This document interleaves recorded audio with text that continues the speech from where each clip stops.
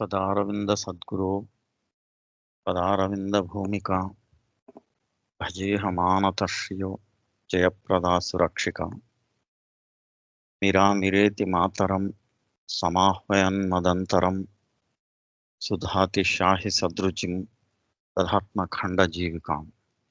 ಓಂ ಶ್ರೀ ಅರವಿಂದ ಮೀರಾ.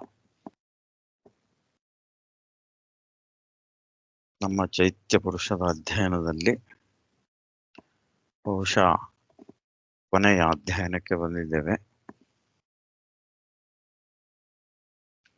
ನಾವು ಗತಸ್ಮರಣೆಗಳು, memories of past lives, ಗತ ಜನ್ಮಗಳ ಸ್ಮರಣೆಗಳ ಬಗ್ಗೆ ನೋಡಿದ್ವಿ. ಶ್ರೀಮಾತೆಯವರಿಗೆ ಒಂದು ಪ್ರಶ್ನೆಯನ್ನು ಕೇಳ್ತಾರೆ.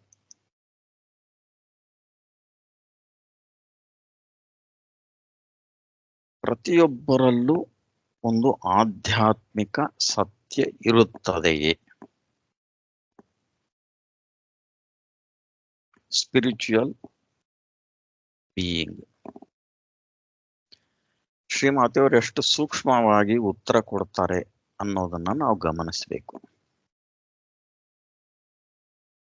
ಶ್ರೀಮಾತೆಯವರು ಹೇಳ್ತಾರೆ, ಅದು ನಾವು ಯಾವುದನ್ನು ಸತ್ಯ ಎಂದು ಕರೆಯುತ್ತೇವೆಯೋ ಅದನ್ನು ಅವಲಂಬಿಸಿದೆ.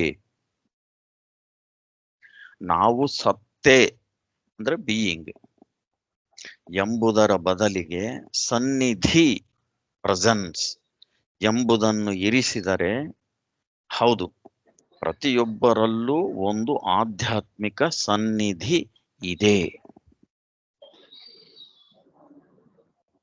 There is a difference between presence and being.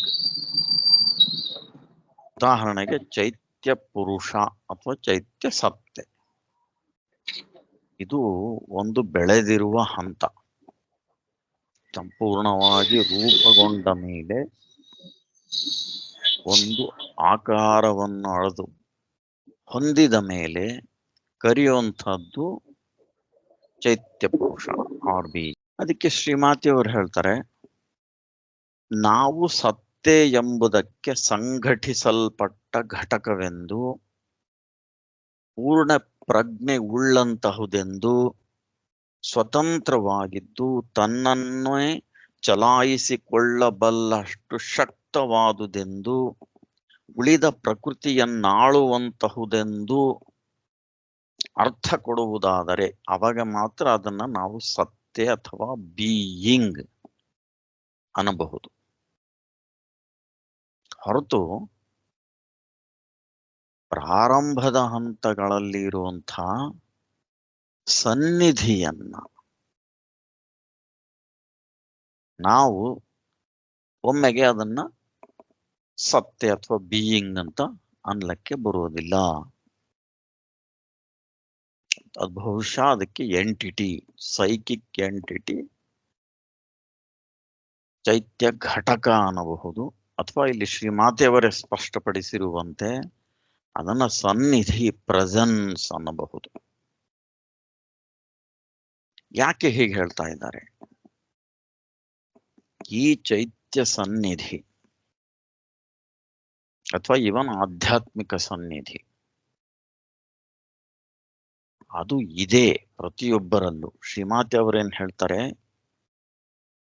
ಮೊಟ್ಟ ಮೊದಲು ಪ್ರಾರಂಭದಲ್ಲಿ ಪ್ರತಿಯೊಬ್ಬರಲ್ಲಿ ಈ ಆಧ್ಯಾತ್ಮಿಕ ಸನ್ನಿಧಿಯು, ಈ ಆಂತರಿಕ ಜ್ಯೋತಿಯು ಇರುತ್ತದೆ. ತಥ್ಯವಾಗಿ ಅದು ಎಲ್ಲೆಡೆಗೂ ಇದೆ. ತಥ್ಯ means in fact it is everywhere. ನಾನು ಬಹಳಷ್ಟು ಬಾರಿ ಪ್ರಾಣಿಗಳಲ್ಲೂ ಅದನ್ನು ಕಂಡಿದ್ದೇನೆ.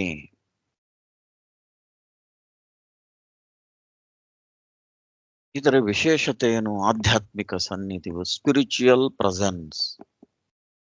ಈ ಸನ್ನಿಧಿ ಇಲ್ಲದಿದ್ದರೆ ಪ್ರಾಣಿಕದ ಹಿಂಸೆ ಮತ್ತು ಮೋಹಗಳು ಉಂಟು ಮಾಡುವ ನಾಶವು ಅಗಾಧವಾಗಿದ್ದು, ಅದು ಯಾವುದೇ ಕ್ಷಣದಲ್ಲಿ ಭೀಕರ ಅನಾಹುತವು ಘಟಿಸಲು ಎಡೆ ಮಾಡುತ್ತಿತ್ತು. ಈ ಒಂದು ದಾರುಣ ಪರಿಸ್ಥಿತಿ ಅಥವಾ ಸಾಧ್ಯತೆ ಇದೆ. ಹಾಗಾಗಿ ಆಧ್ಯಾತ್ಮಿಕ ಸನ್ನಿಧಿ ಎಲ್ಲರಲ್ಲೂ ಇದೆ. ಆದ್ರೆ ಬೆಳೆದ ಚೈತ್ಯ ಪುರುಷ, ಚೈತ್ಯ ಸತ್ತೆ ಬಹಳಷ್ಟು ಜನರಲ್ಲಿ ಇರ್ಲಕ್ಕಿಲ್ಲ. ಈ ವ್ಯತ್ಯಾಸದ ಸೂಕ್ಷ್ಮವನ್ನ ನಾವು ಗಮನಿಸಬೇಕು. ಶ್ರೀಮಾತೆ ಅವರು ಹೇಳ್ತಾರೆ ಮತ್ತೆ ಈ ಸನ್ನಿಧಿ ಬಗ್ಗೆ.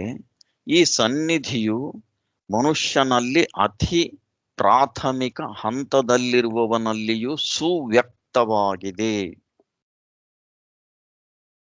ಅತಿ ರಾಕ್ಷಸಿ ಪ್ರವೃತ್ತಿಯ ಮನುಷ್ಯನಲ್ಲಿಯೂ, ಅತಿ ದುಷ್ಟ ಅಥವಾ ಅತಿ ಕ್ರೂರಿಯಾದವನಲ್ಲಿಯೂ ಒಂದೇನೋ ಇದ್ದು ಅದು ಅದಮ್ಯ ನಿಯಂತ್ರಣವನ್ನು ಮಾಡುತ್ತಲೇ ಇರುತ್ತದೆ. ಈ ನಿಯಂತ್ರಣ ಇರದೇ ಇದ್ರೆ ಈ ಪ್ರತಿರೋಧಿ ಬಲಗಳು, ಹಾಸ್ಟೈಲ್ ಫೋರ್ಸಸ್, ಒಂದು ವೇವ್, ಒಂದು ಪ್ರಚಂಡ ಅಲೆಗಳು ಅಥವಾ ದಾಳಿ ಅಂತಲೂ ಹೇಳಬಹುದು, ಅವು ಬಂದಾಗ ನಿಯಂತ್ರಣ ಮಾಡುವಂಥ ಯಾವುದೇ ಸಾಧ್ಯತೆಗಳು ಇರುವುದಿಲ್ಲ. ಈ ಸನ್ನಿಧಿ ಇದೆ ಅಂತಾನೆ ಈ ಪ್ರತಿರೋಧಿ ಬಲಗಳ ದಾಳಿ ಒಂದು ಆತ್ಯಂತಿಕ ಯಶಸ್ಸಿಗೆ, ಎನ್ ಅಲ್ಟಿಮೇಟ್ ವಿಕ್ಟರಿ ಅಂತ, ಅದಕ್ಕೆ ಅವುಗಳನ್ನು ಕೊಂಡೊಯ್ಯುವುದಿಲ್ಲ.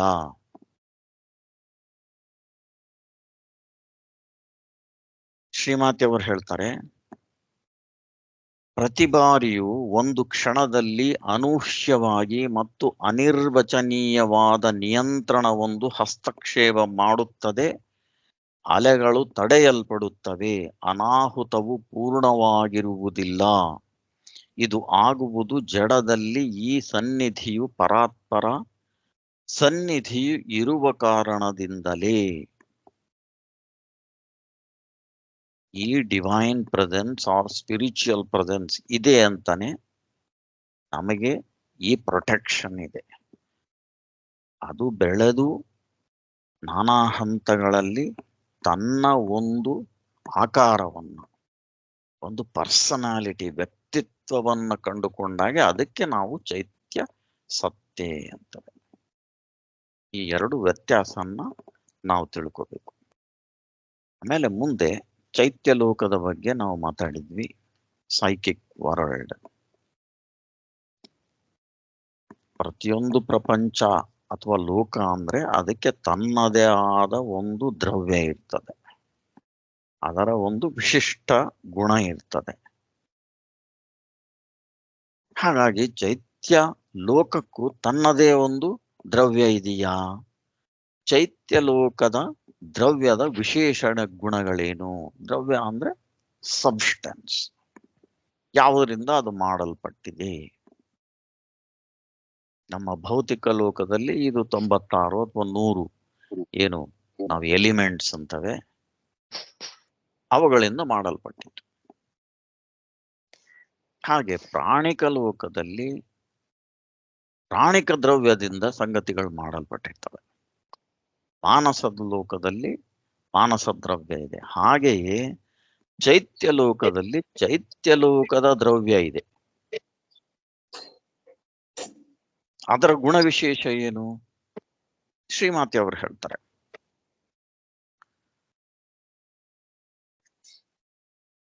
ಚೈತ್ಯ ಗುಣಗಳು ಯಾವ್ಯಾವು? ಅಮರತ್ವದ ಭಾವ, ದ ಸೆನ್ಸ್ ಆಫ್ ಇಮಾರ್ಟ್ಯಾಲಿಟಿ, ದಿವ್ಯತೆಯ ಪ್ರಭಾವಕ್ಕೆ ಸಂಪೂರ್ಣ ಗ್ರಹಣಶೀಲತೆ ಮತ್ತು ಅದಕ್ಕೆ ಸಂಪೂರ್ಣ ವಿಧೇಯತೆ. ಇವು ಚೈತ್ಯ ಲೋಕದ ದ್ರವ್ಯದ ಗುಣಗಳು.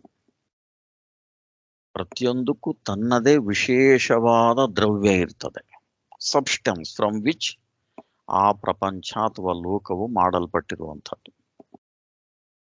ಈ ಎರಡು ಒಂದು ಸಂಗತಿಗಳನ್ನ ಸ್ವಲ್ಪ ನಾವು ಜ್ಞಾಪಕ ಇಟ್ಕೋಬೇಕು. ಮುಂದೆ ನಾವು ಸಾಮಾನ್ಯವಾಗಿ ತಿಳಿಯುವುದು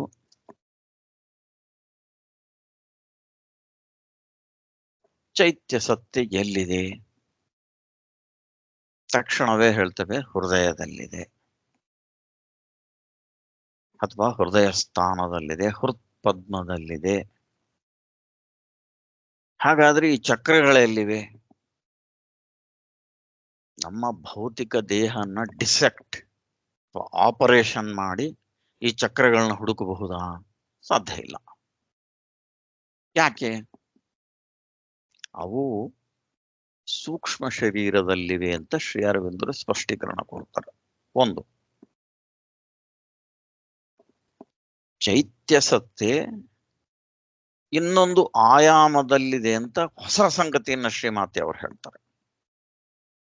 it is in another dimension, fourth dimension, ನಾಲ್ಕನೆಯ ಆಯಾಮ. ಆಯಾಮ ಅಂದ್ರೆ ಡೈಮೆನ್ಷನ್. ನಮ್ಗೆಲ್ಲ ಗೊತ್ತಿದೆ, ಲೆಂತ್, ಬ್ರೆಡ್ತ್, ಹೈಟ್, ಇದು 3 ಆಯಾಮಗಳು ಆರ್ ಡೈಮೆನ್ಷನ್ಸ್. ಒಂದು ವಸ್ತುವನ್ನ ನಾವು ಈ 3ರಿಂದ ನಿಗದಿಪಡಿಸ್ತೇವೆ. ಈ ಫೋರ್ತ್ ಡೈಮೆನ್ಷನ್ ಅಂತ ಅದು, ಅದರ ಬಗ್ಗೆ ಶ್ರೀಮಾತೆ ಅವರು ಹೇಳ್ತಾರೆ. ಹೃತ್ಪದ್ಮದ ಕೊಂಚ ಹಿಂದೆ ಚೈತ್ಯ ಸತ್ಯೆಯು ಇದೆ. ಭೌತಿಕ ಹೃದಯದಲ್ಲ, ಭೌತಿಕ ಅಂಗದಲ್ಲಿ ಅಲ್ಲ. ಅದು 4ನೆಯ ಆಯಾಮದಲ್ಲಿ, ಒಳಗಿನ ಆಯಾಮದಲ್ಲಿದೆ. ಚೈತ್ಯ ಪುರುಷವು ನಮ್ಮ ಭೌತಿಕ ಸತ್ತೆಗೆ ಹೋಲಿಸಿದರೆ ಅದು 4ನೆಯ ಆಯಾಮದಲ್ಲಿದೆ ಅಂತ ಸ್ಪಷ್ಟೀಕರಣ ಕೊಡ್ತಾರೆ. It is in the fourth dimension. ಹಾಗಾಗಿ ನಮ್ಮ ಡಾಕ್ಟರ್ಗಳು ತಮ್ಮ ಸ್ಟೆಥಸ್ಕೋಪು, ಎಲೆಕ್ಟ್ರಾನ್ ಮೈಕ್ರೋಸ್ಕೋಪ್ನಿಂದ ಅದನ್ನು ಡಿಸೆಕ್ಟ್ ಮಾಡಿ ನೋಡಿದರೆ ಅವರಿಗೆ ಬಹುಶಃ ಅದು ಕಾಣಲಿಕ್ಕಿಲ್ಲ, ಕಾಣುವುದೂ ಇಲ್ಲ. It is in another dimension. ಇದನ್ನೇ ಶ್ರೀ ಅರವಿಂದರು ಬೇರೆ ರೀತಿಯಾಗಿ ತಿಳಿಸ್ತಾರೆ. It is in another dimension. ಆಮೇಲೆ ಇನ್ನೂ ಒಂದು ಸಂಗತಿ ಅಂದ್ರೆ, ಚೈತ್ಯ ಪುರುಷಕ್ಕೆ ಒಂದು ಆಕಾರ ಇದೆ, ಒಂದು ರೂಪ, ಫಾರಮ್ ಅಂತೇವೆ ಇಂಗ್ಲಿಷ್ನಲ್ಲಿ. ಒಂದು ರೂಪ ಅಥವಾ ಆಕಾರ ಇದೆ. ಶ್ರೀಮಾತೆಯವರು ಆಶ್ರಮದಲ್ಲಿ ತಮ್ಮ ಜೊತೆಗೆ ಇದ್ದವರ ಸಾಕಷ್ಟು ಜನರ ಚೈತ್ಯ ಪುರುಷದ ಆಕಾರವನ್ನ ನೋಡ್ತಾ ಇದ್ರು. ಮೊದಲು ಅದು ಒಂದು ಪುಟ್ಟ ಕಿಡಿಯಾಗಿರ್ತದೆ ಅಂತ ನಾವೆಲ್ಲ ಗೊತ್ತಿದೆ, psychic spark or divine spark. ಅದು ಬೆಳೆದು ಜನ್ಮಾಂತರಗಳಲ್ಲಿ ಒಂದು ಆಕಾರವನ್ನ ತಾಳುತ್ತದೆ. ಅದು ಹೆಚ್ಚು ಕಡಿಮೆ ನಮ್ಮ ಭೌತಿಕ ಶರೀರದ ಹೋಲಿಕೆಯಲ್ಲೇ ಇರ್ತದೆ.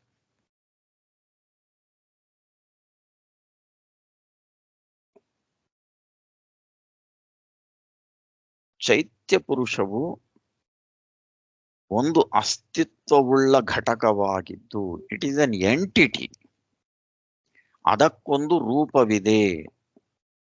ಅದು ಕೇಂದ್ರೀಯ ಸತ್ತೆಯೊಂದರ ಸುತ್ತಲೂ ಸಂಯೋಜಿಸಲ್ಪಟ್ಟಿದೆ. It is organised around the central being.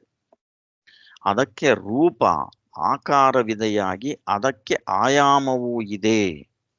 ಆದರೆ ಆ ಆಯಾಮವು ಬಾಹ್ಯ ಪ್ರಜ್ಞೆಯ 3ನೆಯ ಆಯಾಮಕ್ಕಿಂತ ಭಿನ್ನ ಬಗೆಯದಾಗಿದೆ. ಇದು ಚೈತ್ಯದ ಬಗ್ಗೆ ಇರುವಂಥ ಸ್ಪಷ್ಟೀಕರಣ. ಅದಕ್ಕೆ ಆಕಾರ ಇದೆ. ಶ್ರೀಮಾತೆಯವರು ಆಶ್ರಮದಲ್ಲಿರುವಂಥ ಒಂದಿಬ್ಬರ ಚೈತ್ಯ ಪುರುಷವು ಅವರ ದೇಹಕ್ಕಿಂತಲೂ ದೊಡ್ಡದಿತ್ತು ಅಂತ ಹೇಳ್ತಾರೆ. ಅಷ್ಟೊಂದು ಅವರ ಚೈತ್ಯ ಪುರುಷದ ಬೆಳವಣಿಗೆಯನ್ನ ಅವರು ಕಾಣ್ತಾ ಇದ್ರು. ಸಾಮಾನ್ಯವಾಗಿ ಅದು ದೇಹದ ಒಳಗೆ ಇದೆ ಅನ್ಕೋತೀವಿ, ಇದೆ. ಆದ್ರೆ ಇನ್ನೊಂದು ಡೈಮೆನ್ಷನ್, ಫೋರ್ತ್ ಡೈಮೆನ್ಷನ್ ನಲ್ಲಿ ಇದೆ. ಇದನ್ನ ನಾವು ಜ್ಞಾಪಕ ಇಟ್ಕೋಬೇಕು.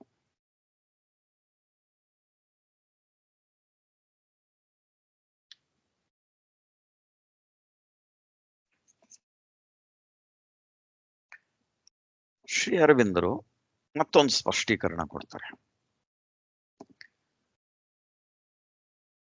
ನಾನು ಹೃದಯ ಕೇಂದ್ರದಲ್ಲಿ 2 ಕಮಲಗಳಿರುವುದನ್ನು ಕೇಳಿಲ್ಲ. ನಾವೇನು ಸಾಮಾನ್ಯವಾಗಿ ಅನಾಹತ, ಹೃದಯ ಅಂದ್ರೆ ಅನಾಹತ ಚಕ್ರ ಅಥವಾ ಪದ್ಮ, ಅದರಲ್ಲಿ 2 ಕಮಲಗಳು ಇವೆ ಅಂತ ಯಾರೋ ಪತ್ರ ಬರೆದಿದ್ರು ಶ್ರೀ ಅರವಿಂದ್ರಿಗೆ. ಅದನ್ನ ಅಲ್ಲಗಳಿತಾ ಇದ್ದಾರೆ. ಆದರೆ ಅದು 2 ಶಕ್ತಿಗಳ ತಾಣವಾಗಿದೆ, 2 ಪವರ್ಸ್. ಮುಂಭಾಗದಲ್ಲಿ ಉಚ್ಚ ಪ್ರಾಣಿಕ ಅಥವಾ ಭಾವೋದ್ವೇಗದ ಸತ್ತೆ, ಎಮೋಷನಲ್ ಬೀಯಿಂಗ್, ಹಿಂಭಾಗದಲ್ಲಿ ಅಡಗಿಕೊಂಡಿರುವ ಜೀವ ಅಥವಾ ಚೈತ್ಯ ಪುರುಷ. ಸೊ ನಮ್ಮ ಎಮೋಷನಲ್ ಸೆಂಟರ್ ಏನಿದೆ, ಹೈಯರ್ ವೈಟಲ್ ಅಂತಾರೆ ಶ್ರೀ ಅರವಿಂದರು, ಅದರ ಹಿಂಬದಿಯಲ್ಲಿರ್ತದೆ. ಹಾಗಾಗಿ ನಮ್ಮ ಭಾವೋದ್ವೇಗಕ್ಕೂ ಅಥವಾ ಭಕ್ತಿಯ ಭಾವನೆಗಳಿಗೂ ಚೈತ್ಯಕ್ಕೂ ಬಹಳ ಹತ್ತಿರದ ಸಂಬಂಧವಿದೆ ಈ ಕಾರಣಕ್ಕೆ. ಹಾಗಂತೇಳಿ ಅವೆರಡು ಒಂದೇ ಅಂತ ಹೇಳಬಾರ್ದು. ಈ ಅಚಾತುರ್ಯನ್ನ ನಾವು ಮಾಡಬಾರ್ದು.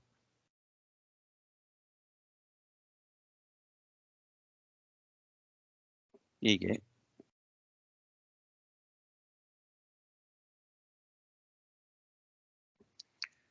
ಇನ್ನೂ ಒಂದು ಬಹಳ ಕುತೂಹಲಕಾರಿಯಾಗಿರುವಂಥ ಪ್ರಶ್ನೆಯನ್ನ ಶ್ರೀಮಾತೆಯವರಿಗೆ ಕೇಳ್ತಾರೆ.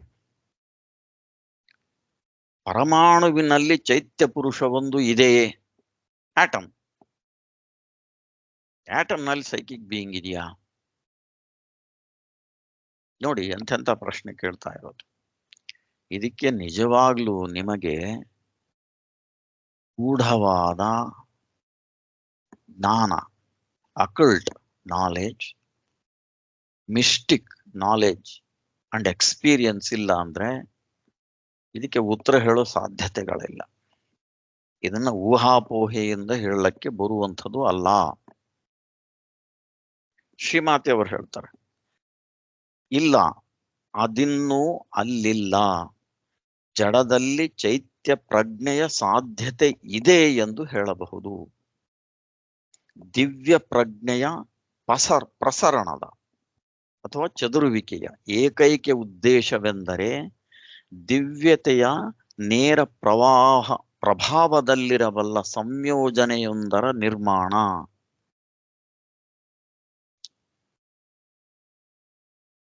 ಆಮೇಲೆ ಹಾಗಾಗಿ ಜೀವದ ಮೂಲವು ಪರಮಾಣುವಿನಲ್ಲಿಯೂ ಇದೆ ಎಂದು ಹೇಳಬಹುದು. ಪರಮಾಣುವನ್ನು ನಿರ್ಮಿಸಿದ ಎಲ್ಲ ಘಟಕಗಳಲ್ಲೂ ಇದೆ ಎಂದು ಹೇಳಬಹುದು. ಆದರೆ ಇದು ಮೂಲ ಮಾತ್ರ. ಚೈತ್ಯ ಸತ್ತೆಯು ಸಂಪೂರ್ಣವಾಗಿ ರೂಪುಗೊಂಡಾಗ ಅದಕ್ಕೆ ವಿಶಿಷ್ಟವಾದ ಆಕಾರವಿದ್ದು ಅದು ಭೌತಿಕ ರೂಪಕ್ಕೆ ಅನುಗುಣವಾಗಿರುತ್ತದೆ.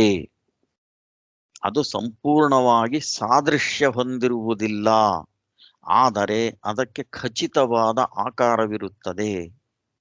ಪ್ರತಿಯೊಂದು ಚೈತ್ಯ ಸತ್ತೆಯು ಇನ್ನೊಂದರಿಂದ ಭಿನ್ನವಿದೆ. ಅವುಗಳೆಲ್ಲ ಒಂದೇ ಅಚ್ಚಿನಲ್ಲಿ ಎರಕ ಹೊಯ್ದಂತೆ ಇರುವುದಿಲ್ಲ. ಅವು ಭಿನ್ನ ಭಿನ್ನವಾಗಿರುತ್ತವೆ. ಪ್ರತಿಯೊಂದಕ್ಕೂ ತನ್ನದೇ ವ್ಯಕ್ತಿತ್ವವಿದೆ, ವ್ಯಷ್ಟಿಯತೆ ಇದೆ. There is a separate personality, there is a separate individuality to each psychic being when it has grown to some shape or form. ಇವನು ಬಹಳ ಅಕಲ್ಟ್ ನಾಲೆಡ್ಜ್ ಅಥವಾ ಸ್ಪಿರಿಚುವಲ್ ನಾಲೆಡ್ಜ್. ಆ ಹಂತದಲ್ಲಿ ಎರಡು ಒಂದೇ ಆಗ್ತವೆ.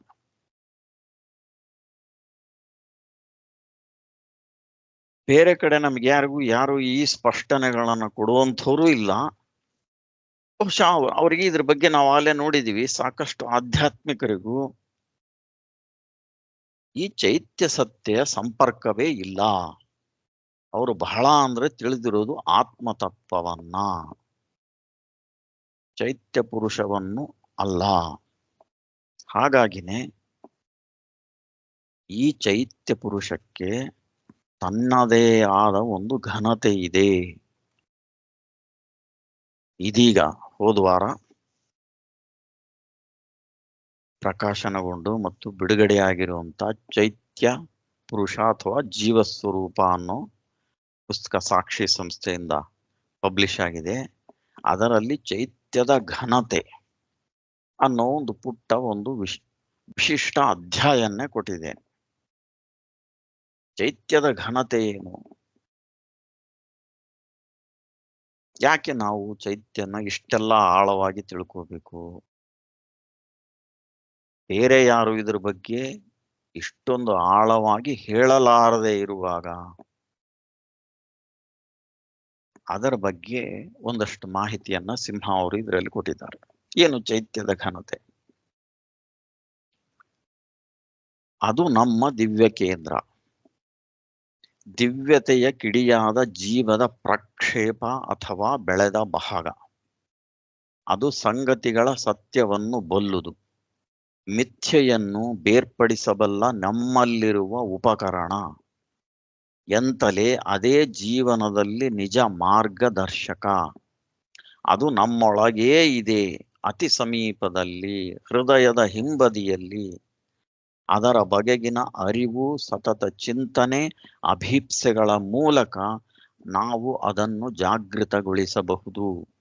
ಅದೇ ಯೋಗವನ್ನು ಮುನ್ನಡೆಸುವ ನೇತಾರ, ದಿವ್ಯತೆಯ ಜೊತೆಗೆ ವ್ಯಷ್ಟಿಸತ್ತೆಯನ್ನು ಜೋಡಿಸುವ ಕೊಂಡಿ. ಕೊನೆಯಲ್ಲಿ ಅದೇ ನಮ್ಮ ದಿವ್ಯತೆ.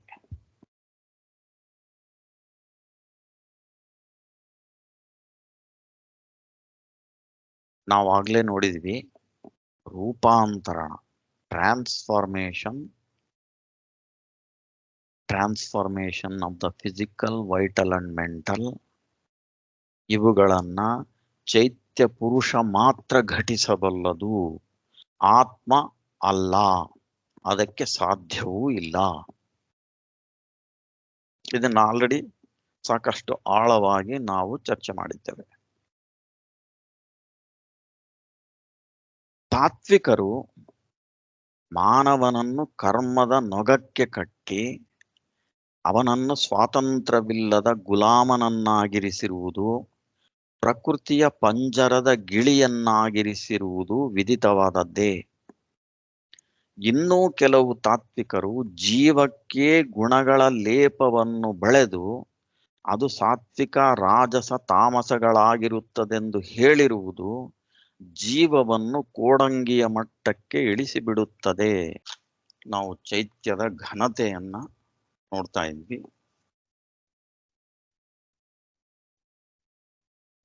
ಚೈತ್ಯಕ್ಕೂ ಗುಣಗಳನ್ನ ಕೆಲವು ತಾತ್ವಿಕರು ಆರೋಪಿಸಿದ್ದಾರೆ.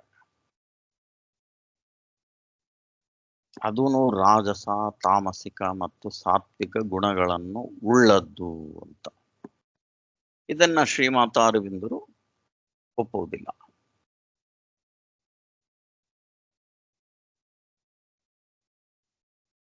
ಪುಸ್ತಕದಲ್ಲಿ ಸಿಂಹ ಅವರು ಹೀಗೆ ಬರೀತಾರೆ, ಇದೇನೇ ಇದ್ದರೂ ಚೈತ್ಯದ ಅಪಾರ್ಥವೇ ಅವರುಗಳ ತತ್ವಗಳ ಲಾಘವವಾಗಿ ಬಿಡುತ್ತದೆ.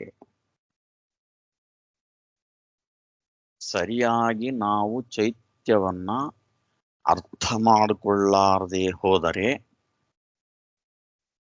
ಈ ಎಲ್ಲಾ ತೊಂದರೆಗಳು ಬರ್ತವೆ. ಹೇಗೆ ಅದ್ವೈತದಲ್ಲಿ ಆಧ್ಯಾತ್ಮಿಕ ಒಂದು ಸ್ತರವನ್ನ, ಆತ್ಮಸ್ತರವನ್ನ, ರಾದರ್ ಫೀಚರ್ಲೆಸ್ ಬ್ರಹ್ಮನ್ ಅಂತ ಶ್ರೀ ಅರವಿಂದರು, ಅದನ್ನ ನಾವು ಸ್ಪರ್ಶ ಮಾಡಿದ್ರೆ ಜಗತ್ತು ಮಿಥ್ಯವಾಗಿ ಕಾಣಿಸ್ತದೆ. ಹಾಗೆ ಚೈತ್ಯ ಪುರುಷ ಅಲ್ಲದ ಸಂಗತಿಯನ್ನ ನಾವು ಇದೇ ಜೀವ ಅಂತ ತಪ್ಪಾಗಿ ತಿಳಿದ್ರೆ ಅದು ಗುಣಗಳು ಉಳ್ಳದಾಗಿ ಕಂಡು ಬರುತ್ತದೆ. ಅಂದ್ರೆ ಅದು ನಿಜವಾಗಲೂ ಚೈತ್ಯ ಅಲ್ಲ. ಶ್ರೀ ಮಾತಾ ಅರವಿಂದರು ಹೇಳಿರುವ ಅರ್ಥದಲ್ಲಿ, ಕಠೋಪನಿಷತ್ತಿನಲ್ಲಿ ಬಂದಿರುವಂತ ಅಂತರಾತ್ಮದ ಅರ್ಥದಲ್ಲಿ ಅದು ಚೈತ್ಯ ಪುರುಷ, ಸೈಕಿಕ್ ಬೀಯಿಂಗ್ ಅಲ್ಲ. ಹಾಗಾಗಿ ರೂಪಾಂತರಣವನ್ನ ವ್ಯಷ್ಟಿಸತ್ತೆಯಲ್ಲಿ ಮಾಡಬಹುದಾದದ್ದು ಚೈತ್ಯ ಪುರುಷ ಮಾತ್ರ. ಅದು ರೂಪಾಂತರಣದ ಮುಂಚೂಣಿಗ, ವ್ಯಾನ್ಗಾರ್ಡ್ ಅಂತಾರೆ ಇಂಗ್ಲಿಷ್ನಲ್ಲಿ, ಎಂಜಿನ್ ಅಂತೀವಿ, ಮುಂದೆ ನಿಂತಿರುವವನು. ಪ್ರಾಣಿಕ ಭೌತಿಕ ಮಾನಸಗಳ ರೂಪಾಂತರಣ ಚೈತ್ಯದ ಜಾಗೃತಿಯಿಂದ ಸಾಕ್ಷಾತ್ಕಾರದಿಂದ ಮಾತ್ರ ಸಾಧ್ಯವಾಗುವಂತಹದು. ರೂಪಾಂತರಣ ಇರಲಾರದೆ ಸುಪ್ರಮಾನಸದ ಅವತರಣ ಆಗುವ ಸಾಧ್ಯತೆಯೂ ಇಲ್ಲ. ಸುಪ್ರಮಾನಸದ ಅವತರಣ ಆಗಲಾರ್ದೇನೆ ದಿವ್ಯ ಜೀವನ ಭೂಮಿ ಮೇಲೆ ಪೃಥ್ವಿಯ ಮೇಲೆ ನೆಲೆ ನಿಲ್ಲಲಿಕ್ಕೆ ಸಾಧ್ಯ ಇಲ್ಲ. ಹೀಗೆ ಇವು ಒಂದಕ್ಕೊಂದು ಶ್ರೀ ಮಾತಾರವಿಂದರ ಪೂರ್ಣಯೋಗದಲ್ಲಿ ಸಂಬಂಧಿಸಿವೆ.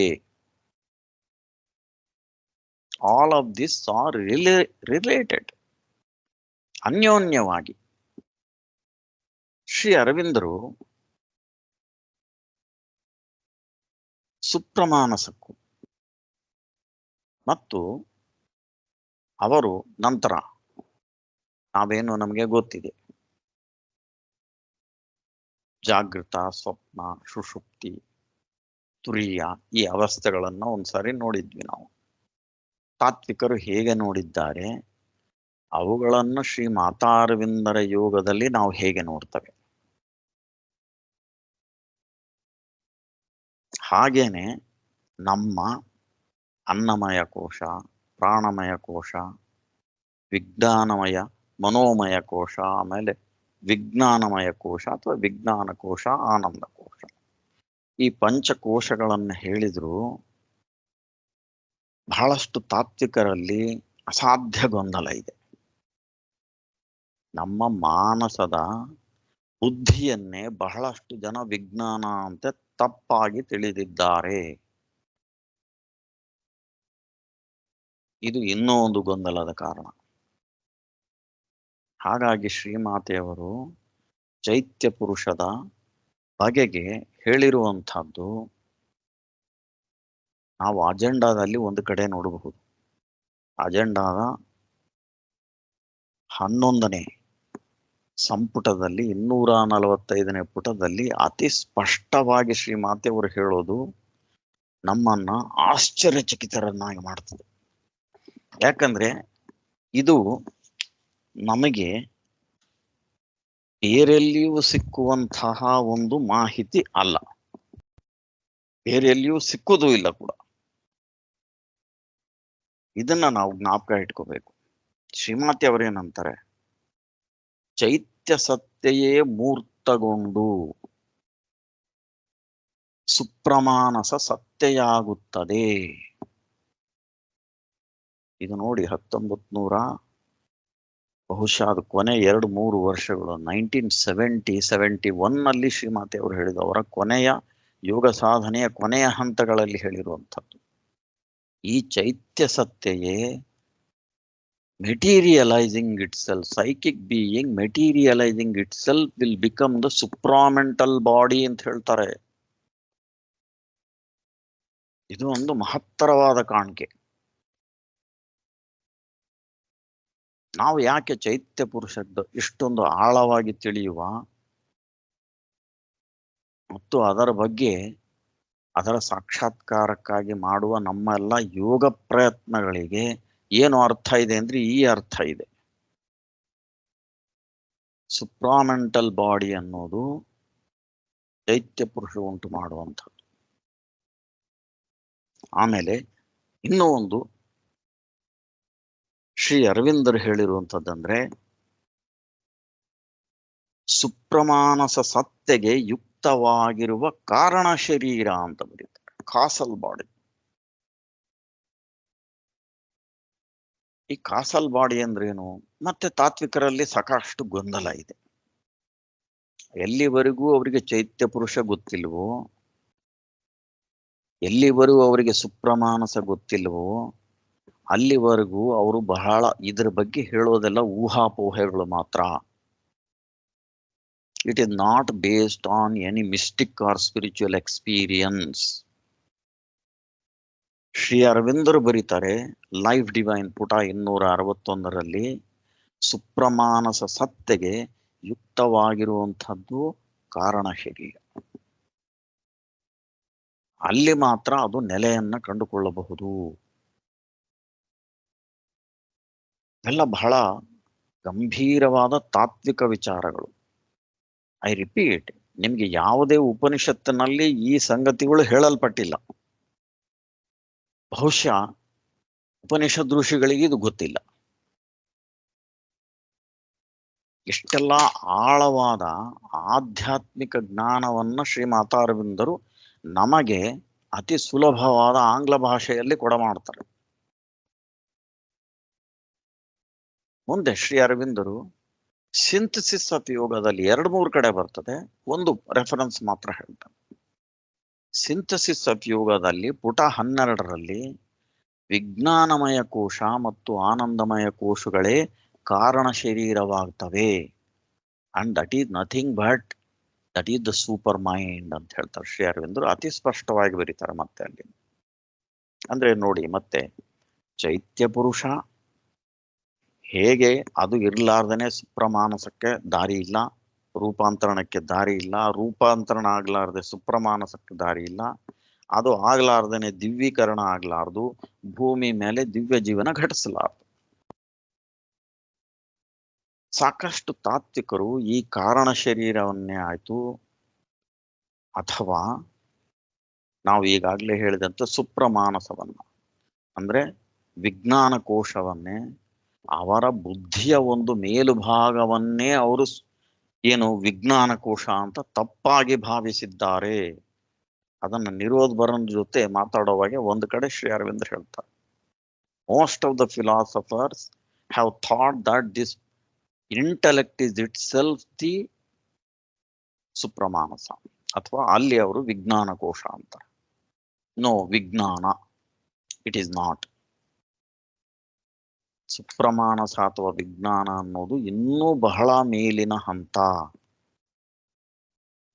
ತಾತ್ವಿಕರು ಬಹಳ ಅಂದ್ರೆ ಹೈಯರ್ ಮೈಂಡ್ ನಲ್ಲಿರೋ ತಾತ್ವಿಕರು ಹೇಳಿದ ಯಾವುದೇ ಸಂಗತಿಗಳು ಅಲ್ಲಿ ಸರಿಯಾಗಿ ಕೂಡುವುದಿಲ್ಲ.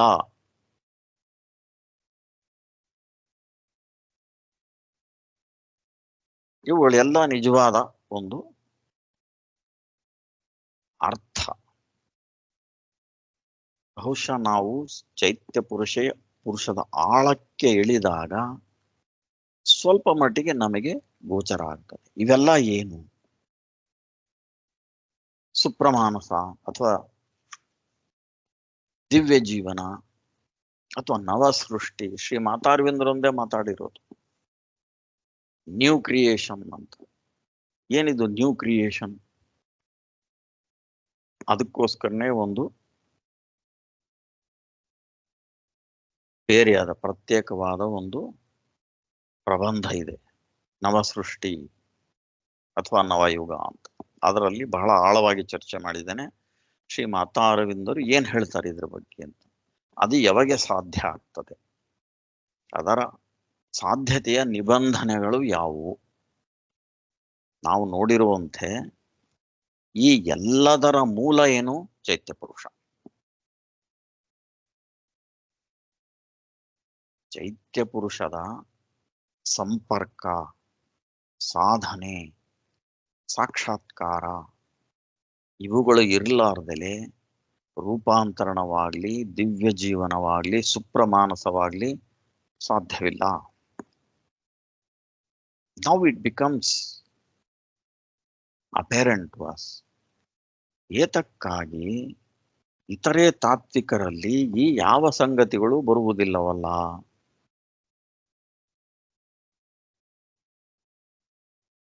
ಅಧ್ಯಾತ್ಮದ ಬಗ್ಗೆ ಮಾತಾಡಬಹುದು, ಅವರು ಆತ್ಮತತ್ವದ ಬಗ್ಗೆ ಹೇಳಬಹುದು. ಒಂದು ಬಗೆಯಲ್ಲಿ ಚೈತ್ಯ ಪುರುಷವು ಪ್ರಾಣಿಕ ಮತ್ತು ಮಾನಸಗಳಲ್ಲಿ ಬೀರಿರುವ ಒಂದು ದಟ್ಟವಾದ ಪ್ರಭಾವದ ಬಗ್ಗೆನೂ ಹೇಳಬಹುದು. ಆದರೆ ನೇರವಾಗಿ ಅವರಿಗೆ ಚೈತ್ಯ ಪುರುಷದ ಸಂಪರ್ಕ ಇಲ್ಲ.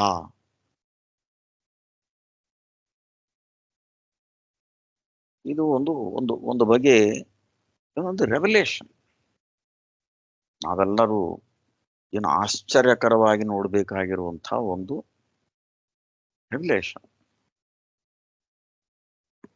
ಹೀಗೆ ಮುಂದೆ ನೋಡುವ. ಶ್ರೀ ಅರವಿಂದರು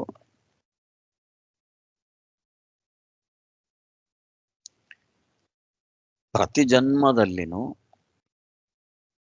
ಚೈತ್ಯ ಪುರುಷವೇ ಒಂದು ಹೊಸ ಚೈತ್ಯ ಪುರುಷವೇ ಪ್ರತಿ ಬಾರಿ ಹೊಸ ಮನಸ್ಸು ಅಂದ್ರೆ ಮಾನಸ ಪ್ರಾಣಿಕ ಮತ್ತು ಶರೀರವನ್ನು ತನಗಾಗಿ ಸೃಷ್ಟಿಸಿಕೊಳ್ಳುತ್ತಾನೆ ಅಥವಾ ಕೊಳ್ಳುತ್ತದೆ. ಪುರುಷ ಆದ ಕಾರಣ ಕೊಳ್ಳುತ್ತಾನೆ ಅಂತಾನೆ ಹೇಳಬಹುದು. ಅದು ತಾನೇ ಉಂಟು ಮಾಡಿಕೊಳ್ಳುವಂಥದ್ದು. ಈ ಒಂದು ಸಾಲೆ ನಮಗೆ ಸಾಕಷ್ಟು ಸಂಗತಿಗಳನ್ನು ತಿಳಿಪಡಿಸ್ತದೆ. ನಾವಾಗಲೇ ನೋಡಿದ್ವಿ ಶ್ರೀ ಅರವಿಂದರ ಕರ್ಮ ಸಿದ್ಧಾಂತ ಅನ್ನೋದು ಒಂದು ವಿಶಿಷ್ಟವಾದ ಒಂದು ಕೊಡುಗೆ ಮಾನವತೆಗೆ ಕೊಟ್ಟಿರುವಂಥದ್ದು. ಅದರ ಬಗ್ಗೆ ಯಾಕೋ ಆ ವಿಶೇಷವಾದ ಚರ್ಚೆಗಳು ಎಲ್ಲಿ ನಡೆದಿಲ್ಲ ಅನ್ನೋದು ಒಂದು ದಾರುಣ ಸತ್ಯ. ಎಲ್ಲರೂ ಅದನ್ನು ಮೂಲೆಗಿಟ್ಟಿದ್ದಾರೆ ಅಷ್ಟೆ.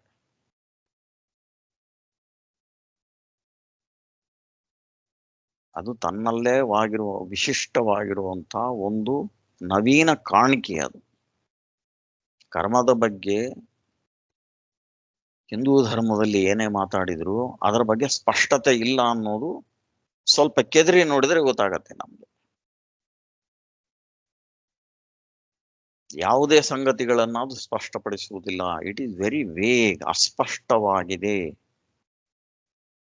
ಮುಂದೆ ನೋಡುವ ಅದರ ಬಗ್ಗೆ. ಶ್ರೀ ಅರವಿಂದರು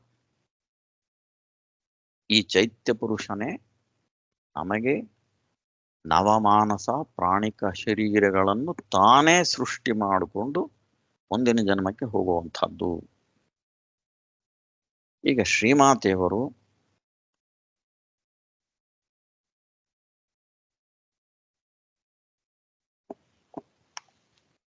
ನಮಗೆ ಮತ್ತೊಂದು ಹೊಸ ಸಂಗತಿಯನ್ನು ಹೇಳ್ತಾರೆ. ಈಗ ಆಲ್ರೆಡಿ ನೋಡಿದ್ವಿ ನಾವು, ಪುಷ್ಪ, ಹೂ, ಅದು ಈ ಅರಳುವ ಹೂವಿದೆಯಲ್ಲ, ಅದೇ ಚೈತ್ಯ ಸನ್ನಿಧಿಯ ಪ್ರಥಮ ಆವಿರ್ಭಾವ. ಚೈತ್ಯವು ಮನುಷ್ಯನಲ್ಲಿ ಮಾತ್ರ ವ್ಯಷ್ಟೀಕರಣಗೊಂಡಿದೆ, ಆದರೆ ಅದು ಅವನಿಗಿಂತ ಮೊದಲು ಇತ್ತು. ಪ್ರತಿಯೊಂದು ಹೂ ಅನ್ನೋದು, ಪುಷ್ಪ ಅನ್ನೋದು, ಅದು ಒಂದು ಚೈತ್ಯದ ಆವಿರ್ಭಾವ, ಮೊದಲನೆಯದು, ಪ್ರಥಮ ಆವಿರ್ಭಾವ ಅಂತ ಹೇಳಬಹುದು. ಹಾಗಾಗಿ ಅದರ ಸೌಂದರ್ಯ, ಅದರ ಒಂದು ಸುಗಂಧ, ಇವು ಎಲ್ಲವೂ ಅದರಲ್ಲಿ ಇರುವಂಥ ಒಂದು ಅಂತಃಸತ್ವವನ್ನ ಹೊರಹಾಕ್ತವೆ. ಸಸ್ಯಗಳಲ್ಲೂ ಈ ಸಾಧ್ಯತೆ ಇರುವುದನ್ನು ಶ್ರೀಮಾತೆಯವರು ಹೇಳ್ತಿದ್ದಾರೆ. ನಾನು ಪ್ರಾಥಮಿಕ ಹಂತದ ಚೈತ್ಯ ಸನ್ನಿಧಿಯನ್ನು ಮತ್ತು ಸ್ಪಂದನವನ್ನು ಸಸ್ಯ ಜೀವನದಲ್ಲಿ ಕಂಡಿದ್ದೇನೆ.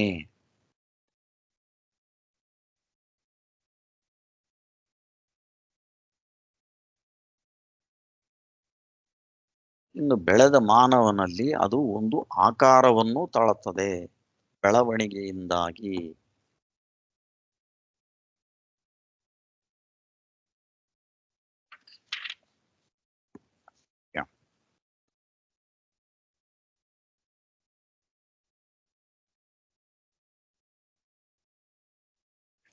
ಹೀಗೆ ಒಂದು ಸಂಗತಿ ಇದೆ, ವಿಶೇಷವಾಗಿ ಮಕ್ಕಳ ಬಗ್ಗೆ. ಮಕ್ಕಳನ್ನ ದೇವರ ಸಮಾನ ಅಂತೇವೆ, ಹೌದಾ? ಏಕೆ? ಒಂದು ಬಗೆಯ ನಿಷ್ಕಪಟತೆ ಇರ್ತದೆ ಅವರಲ್ಲಿ, ಅಷ್ಟೇನಾ? ಶ್ರೀಮಾತೆಯವರು ಇನ್ನೊಂದು ಹೊಸ ಸಂಗತಿಯನ್ನು ಹೇಳ್ತಾರೆ.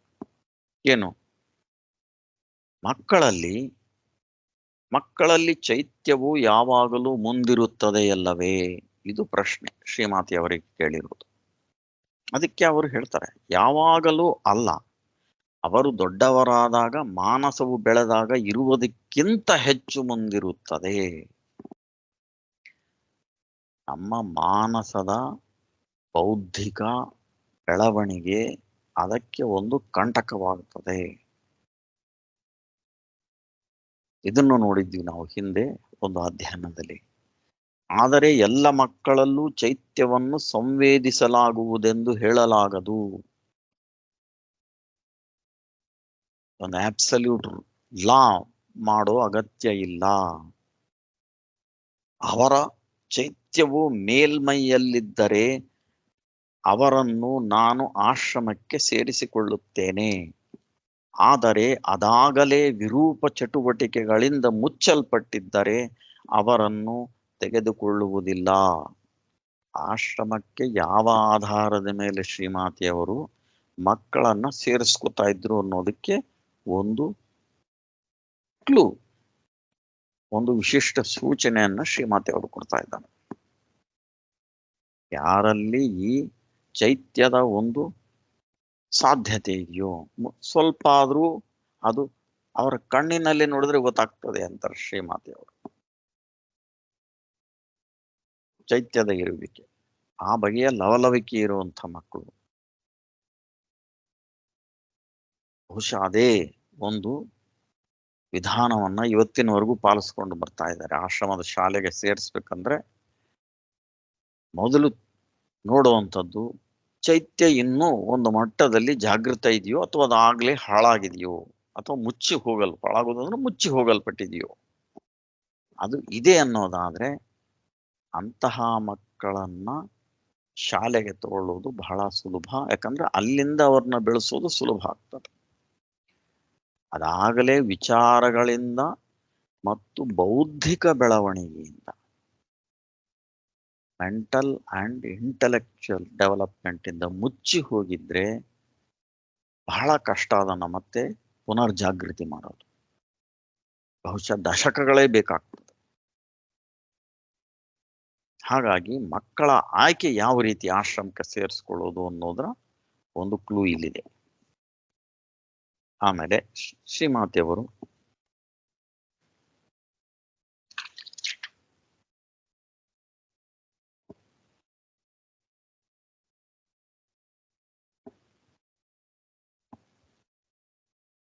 ಸಾಕಷ್ಟು ಟಿಪ್ಪಣಿಗಳನ್ನ ನಾವು more lights on the psychic being ಅನ್ನೋ ಒಂದು ಚಾಪ್ಟರ್ನಲ್ಲಿ ನೋಡ್ಬೋದು. ಬಹಳಷ್ಟು ಸಂಗತಿಗಳಿವೆ ಅದರಲ್ಲಿ. ನಾವು ಇಲ್ಲಿಯವರೆಗೂ ಏನೇನು ಚರ್ಚೆ ಮಾಡಿದ್ದೀವಿ ಆ ಆಧಾರದ ಮೇಲೆ ಬಹಳ ಸುಲಭವಾಗಿ ಅರ್ಥ ಮಾಡ್ಕೋಬಹುದು ಅಂತ ನನ್ನ ಅನಿಸಿಕೆ. ಹಾಗಾಗಿ ಅವುಗಳನ್ನು ಒಂದೊಂದಾಗಿ ಪ್ರತ್ಯೇಕವಾಗಿ ತಗೊಂಡು ಚರ್ಚೆ ಮಾಡೋಕೆ ಹೋಗಿಲ್ಲ. It is A sort of exercise for us. ನಮಗೆ ನಾವು ಅವನ್ನ ಓದಿದ್ರೆ ಅರ್ಥ ಆಗ್ತದ. ಇಲ್ಲಿವರೆಗೂ ನಾವು ಚೈತ್ಯ ಪುರುಷದ ಒಂದು ಅಧ್ಯಯನವನ್ನು ಸರಿಯಾಗಿ ಅನುಸರಿಸಿದ್ರೆ, ಸ್ವಲ್ಪ ಮಟ್ಟಿಗೆ ಅರ್ಥ ಮಾಡ್ಕೊಂಡಿದ್ರೆ ಅದು ಕಷ್ಟ ಆಗ್ಲಿಕ್ಕಿಲ್ಲ. ಹಾಗಾಗಿ ಅವನ್ನ ಪ್ರತಿಯೊಂದನ್ನು ಆಳವಾಗಿ ಚರ್ಚೆಗೆ ತೆಗೆದುಕೊಂಡಿಲ್ಲ. ಒಬ್ರು ಆದ್ರೆ ಅದನ್ನ ಎಲ್ಲರೂ ಓದ್ಬೇಕಾಗಿರುವಂಥದ್ದು. ಈ ಆಶ್ರಮದಿಂದ ಮುದ್ರಣ ಆಗಿರುವಂಥ ಚೈತ್ಯ ಪುರುಷ ಅಥವಾ ನಮ್ಮ ಸ್ಯಾಕ್ಟ್ ಶ್ರೀ ಅರವಿಂದೋ ಕಾಂಪ್ಲೆಕ್ಸ್ನಿಂದ ಕನ್ನಡದಲ್ಲಿ ಬಂದಿರೋ ಚೈತ್ಯ ಪುರುಷ, ಅದರಲ್ಲಿ ಕೊನೆಯ ಭಾಗ ಅದು ಚೈತ್ಯ ಸತ್ಯೆಯ ಮೇಲೆ ಇನ್ನಷ್ಟು ಬೆಳಕು ಅಂತ. ಅದರಲ್ಲಿ ನಾವು ನೋಡ್ಬೋದು.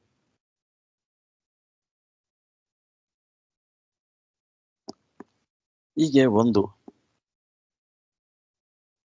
ಪ್ರಶ್ನೆ ಕೇಳ್ತಾ ಇದ್ದಾರೆ.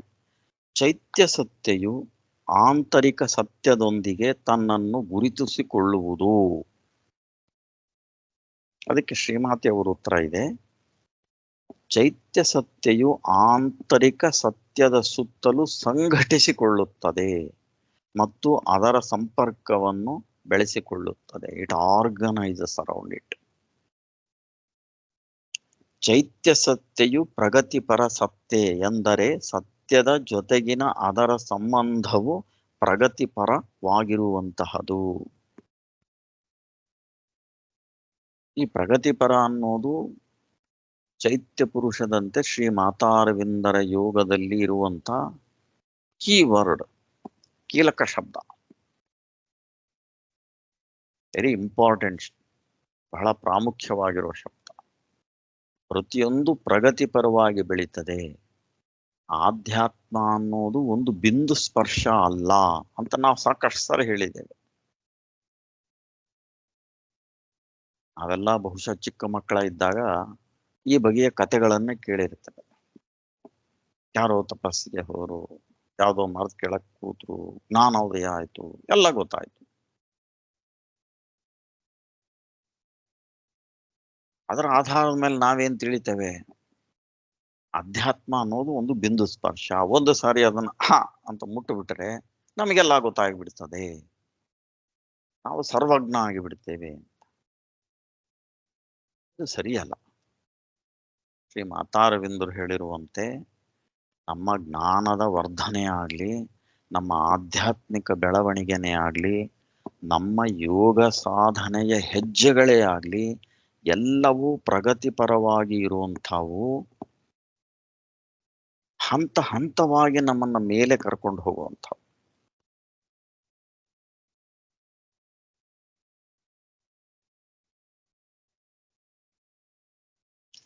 ಹೀಗೆ ಒಂದು ಸ್ಫೂರ್ತಿ,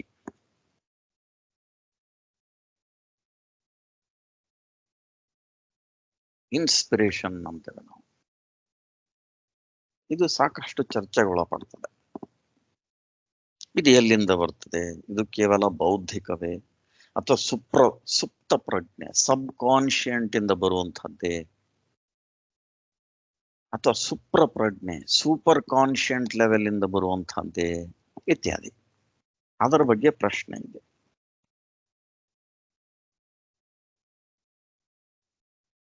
ಸ್ಫೂರ್ತಿಯು ಚೈತ್ಯ ಸತ್ತೆ ಅಥವಾ ಚೈತ್ಯ ಪ್ರಜ್ಞೆಯ ಮಾಧ್ಯಮದ ಮೂಲಕ ಗ್ರಹಿಸಲ್ಪಡುತ್ತದೆಯೇ ಎಂದು ನನಗೆ ಕೇಳಲಾಗಿದೆ.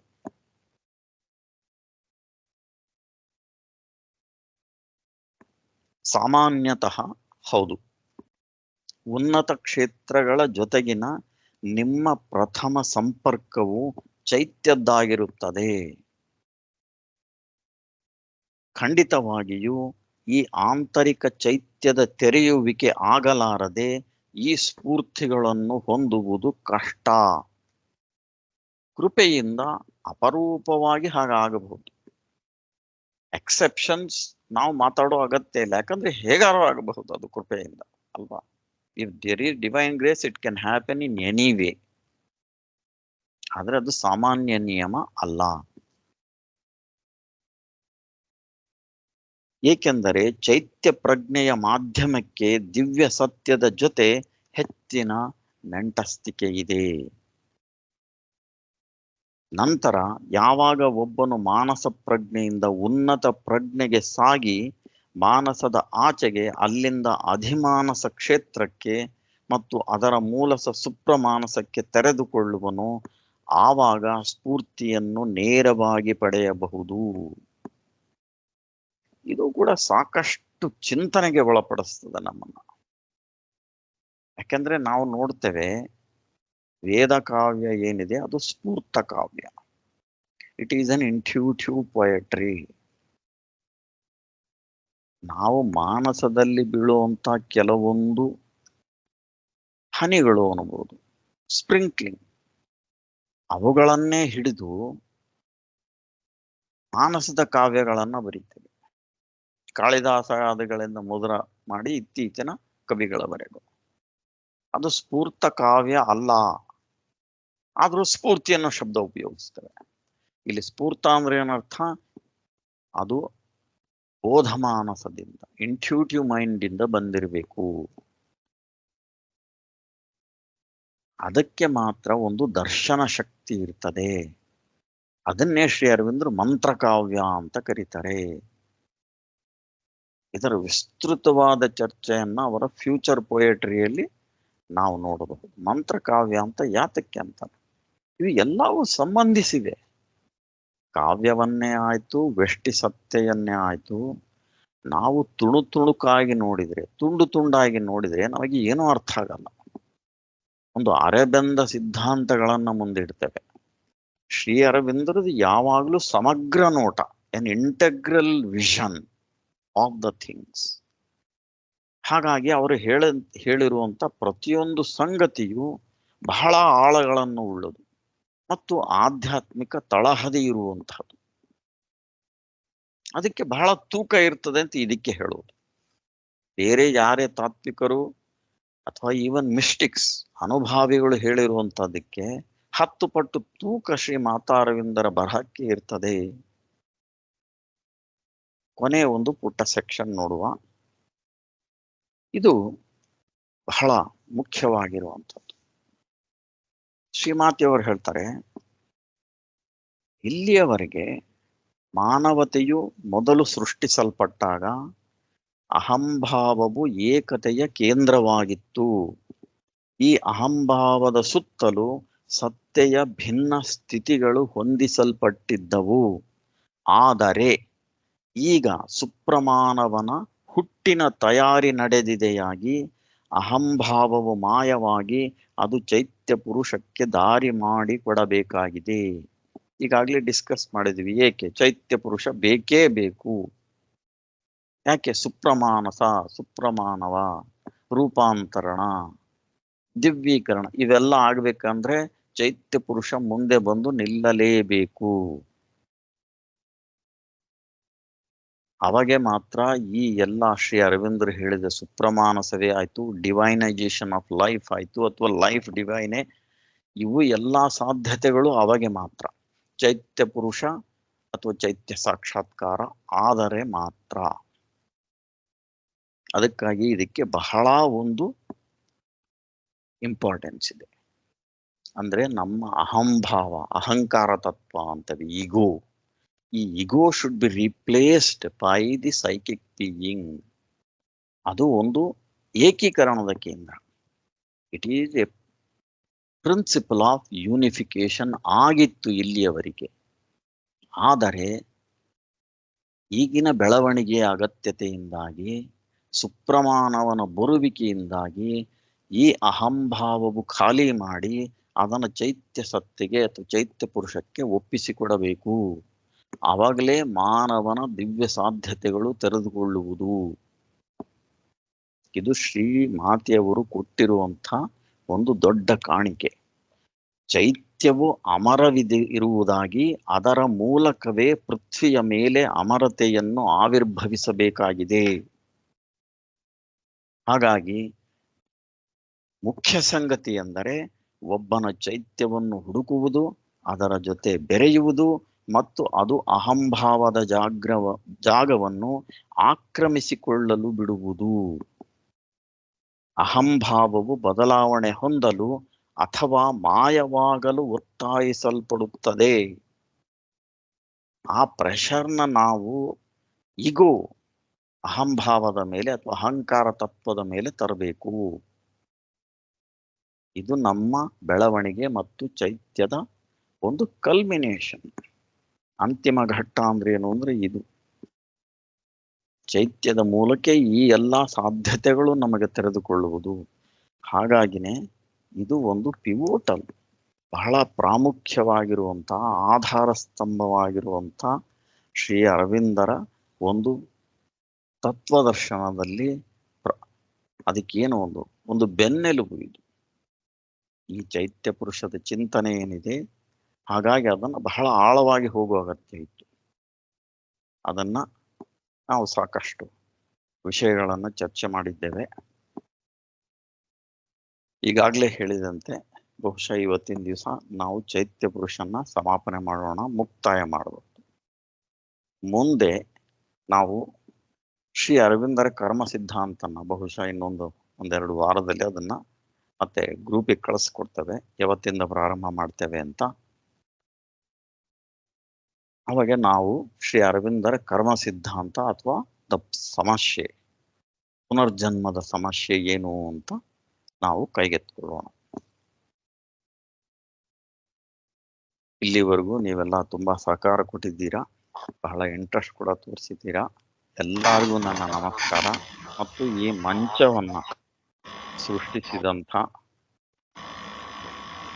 ಶ್ರೀ ಅರವಿಂದೋ ಭವನ್ ಹಲಸೂರು ಮತ್ತು ಅದಕ್ಕಾಗಿ ಶ್ರಮಪಟ್ಟಂತ ಅನಿಲ್ ಕುಮಾರ್ ಮತ್ತು ಇದಕ್ಕೆ ಎಲ್ಲರೂ ನಿಮ್ಮೆಲ್ಲರ ಸಹಕಾರದಿಂದ ಇದು ಸಾಧ್ಯ ಆಯಿತು. ಅದನ್ನ ನಾವು ಸಾಧ್ಯ ಆದಷ್ಟು ರಿಕಾರ್ಡ್ ಮಾಡಿದ್ದೇವೆ. ಆದಷ್ಟು ಬೇಗನೆ ಎಲ್ಲವನ್ನ ಪ್ರಾಸೆಸ್ ಮಾಡಿ ಯೂಟ್ಯೂಬ್ನಲ್ಲಿ ನಾವು ಅದನ್ನ ಹಾಕ್ತೇವೆ. ಇದ್ರ ಜೊತೆಗೆ ನಿಮಗೆಲ್ಲರಿಗೂ ನನ್ನ ನಮಸ್ಕಾರದೊಂದಿಗೆ ನಮ್ಮ ಚೈತ್ಯ ಪುರುಷದ ಅಧ್ಯಯನವನ್ನ ಮುಕ್ತಾಯಗೊಳಿಸ್ತಾನೆ. ಓಂ ಶ್ರೀ ಅರವಿಂದ ಮೀರ. ಏನಾದ್ರು ಪ್ರಶ್ನೆಗಳಿದ್ರೆ ಕೇಳಬಹುದು. ಸರ್, ಒಂದು ಪ್ರಶ್ನೆ. ನೀವು ಸೈಕಿ ಆಫ್ ದ ಫ್ಲವರ್ ಇದೆಲ್ಲ, ಅದು ಪ್ರಥಮ ಅಂತ ಹೇಳಿದ್ರಿ. ಅದು ಪ್ರಥಮ ಅಂದ್ರೆ ಯಾವ ದೃಷ್ಟಿಯಿಂದ ಅಂತ ಗೊತ್ತಾಗಲ್ಲ. ಒಂದು ಸೆಕೆಂಡ್ಲಿ, ನಾನು ಮದರ್ ಆಫ್ ಫ್ಲವರ್ಸ್ ಅಂತ ಒಂದು ಸಣ್ಣ ಬುಕ್ ಇದೆ. ಅದರಲ್ಲಿ ಗಿಡಕ್ಕೆ ಅದು ಪ್ಲಾಂಟ್ಗೆ ಸೈಕಿ ಡೆವಲಪ್ ಆದಾಗ ಅದು ಹೂವಿನ ಮೂಲಕ ಪ್ರಕಟ ಆಗುತ್ತೆ ಅಂತ ಮದರ್ ಹೇಳಿದ್ದಾರೆ ಅದ್ರೊಳಗೆ. ಸೊ ನೀವು ಪ್ರಥಮ ಅಂತ ಹೇಳಿದ್ರಿ, ಪ್ರಥಮ ಅನ್ನೋದು ಗಿಡಕ್ಕೆ ಪ್ರಥಮ ಅಂತನಾ ಅಥವಾ ಅದರ ಆವಿರ್ಭಾವದ ಪ್ರಥಮ ಹೆಜ್ಜೆ ಅಂದ್ರೆ ನಾವು ಸಸ್ಯಗಳಲ್ಲೇ ನೋಡಬಹುದು ಅಂತ ಶ್ರೀಮಾತೆಯವರು ಹೇಳ್ತಾರೆ.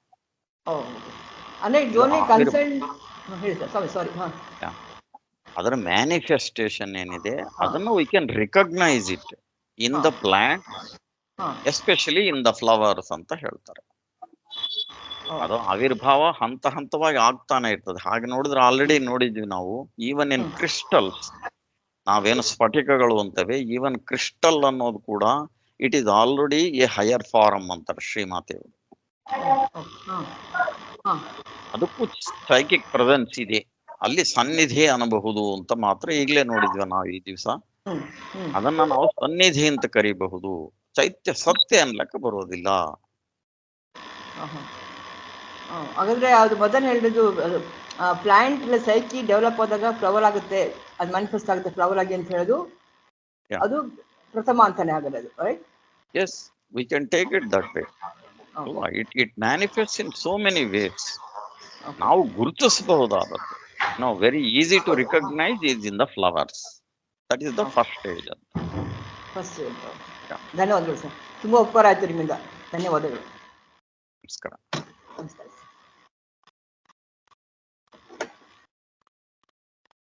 ಬೇರೆ ಏನೋ ಪ್ರಶ್ನೆಗಳು ಇಲ್ಲ ಅಂದ್ರೆ ನಾವು ಈ ದಿವಸದ ಅಧ್ಯಯನವನ್ನು ಮುಗಿಸ್ಬೋದು ಮತ್ತು ಚೈತ್ಯ ಪುರುಷದ ಅಧ್ಯಯನವನ್ನು ಸಮಾಪನೆ ಮಾಡಬಹುದು.